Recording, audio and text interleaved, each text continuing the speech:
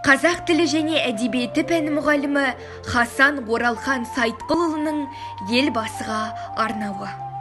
Елбасы: қуанды әке сұрағанымды берді деп, қуанды ана жүрегі толқып елжіреп, үш қоңыр менен Алатау жатты теңселіп, еліне қамқор болатын бір ұл келді деп.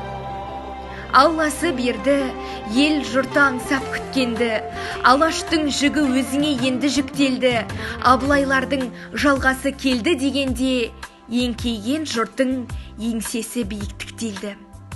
Тәуелсіздіктің ақ таңы атты арайлап, нұрға бөленді Атырау, Алтай бар аймақ, егемен елім Қазақстан деп аталып, тарихқа келді аяғын басын абайлап.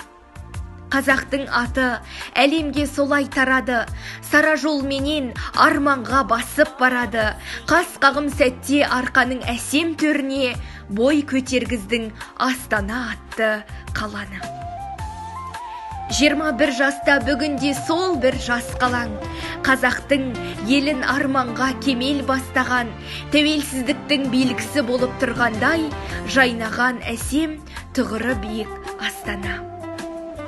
Еліңді әркез жаңа жолдарға бастадың, нұрға бөледің қазақтың ашық аспанын, ел болам десең білімге көңіл бөлгің деп, қайрадың елдің жігерлі жалын жастарын.